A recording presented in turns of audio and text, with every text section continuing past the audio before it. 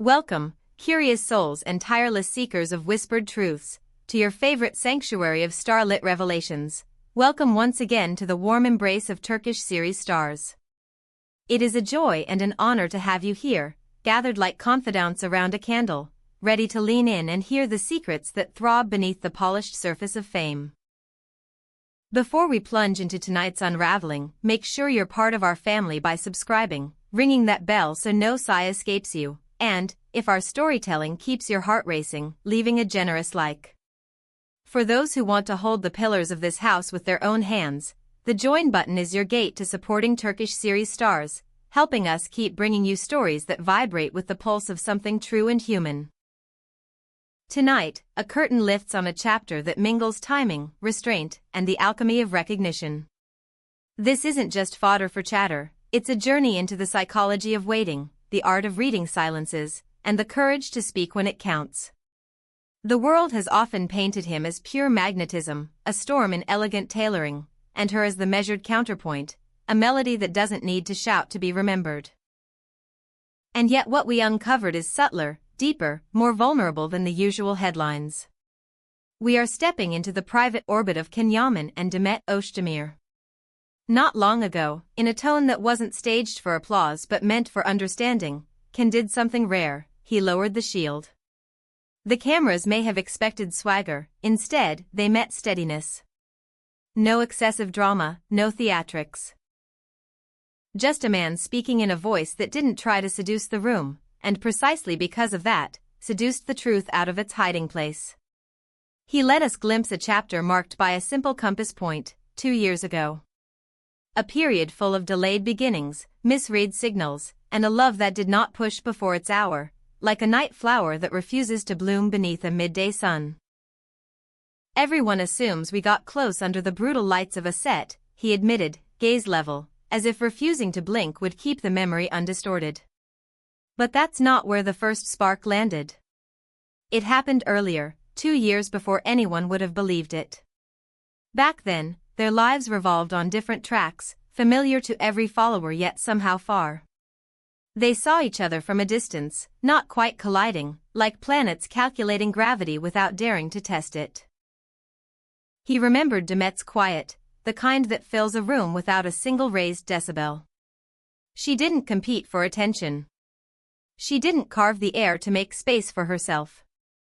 She was simply present, so sure in her own posture that many might call it aloofness, when in fact it was something rarer, an elegant guardrail.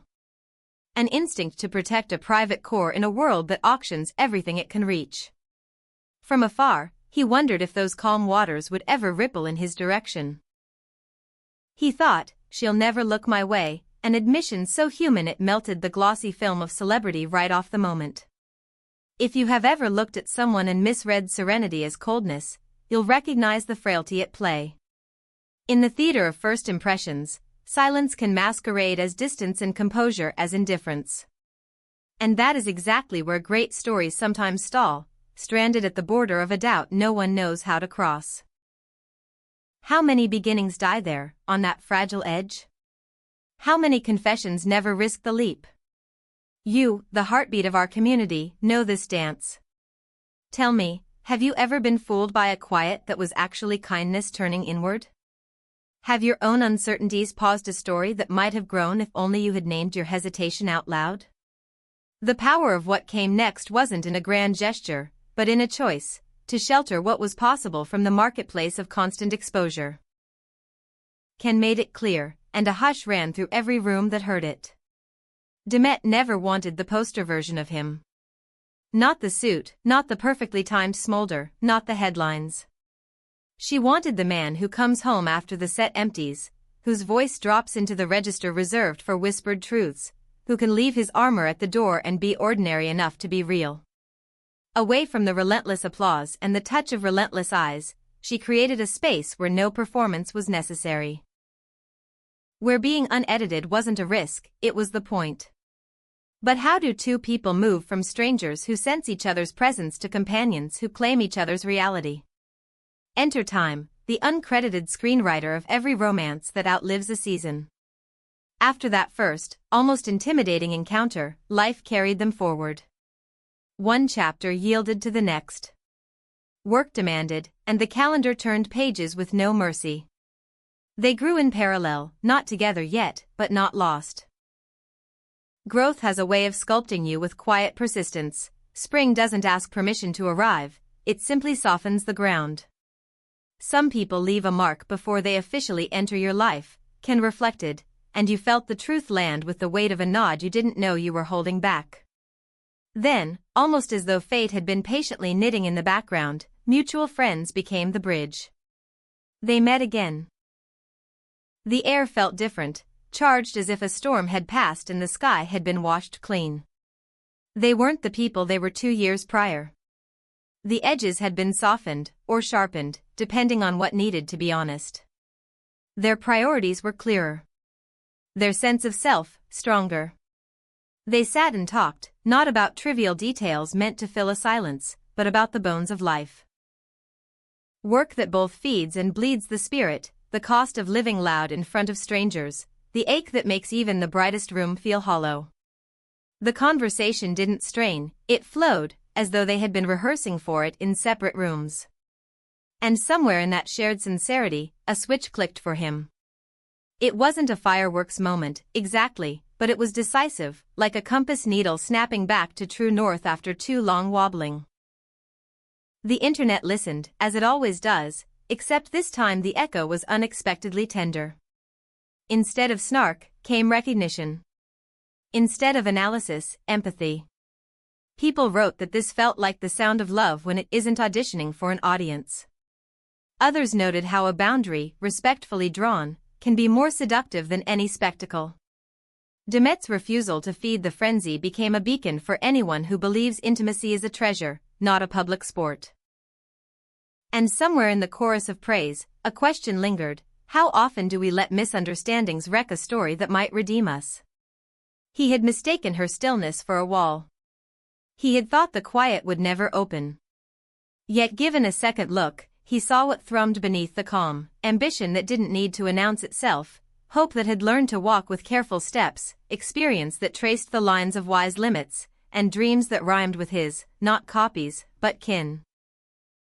Our perspectives aligned in a way I didn't expect, he said, not bragging, but relieved, like someone who finally recognizes the shape of a coastline after too many foggy nights.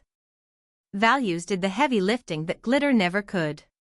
He insisted on a truth that should be tattooed on every backstage door: privacy is not eccentricity. It is shelter. Where the lens can't pry, loneliness can confess its name. Where there's no performer to protect, the person can breathe.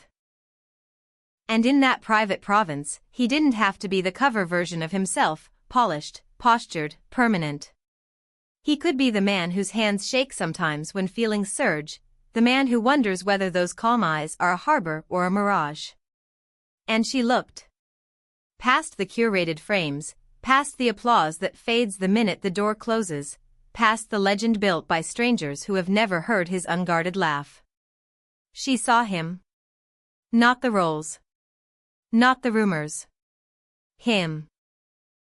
And in seeing him, she returned him to himself, the way a name spoken softly in the dark can steady your heartbeat. When this window to the past opened, their story stopped feeling like a riddle and began to resemble a pilgrimage, two travelers who refused to sprint the first mile and collapse before the horizon. Their bond didn't explode, it accumulated. It walked at the rhythm of people who understand that urgency can be an enemy of depth. It waited while they shed the selves that no longer fit. It rehearsed, not their lines, but their honesty. The confession changed the script everyone thought they were watching. Suddenly, the plot wasn't about spectacle or scandal. It was about a beginning that exercised patience, a misread glance corrected by a providential second crossing, and a love that found its beat independent of the crowd's clamor. And if you're listening closely, there is a tender moral humming under the surface. Timing isn't passive.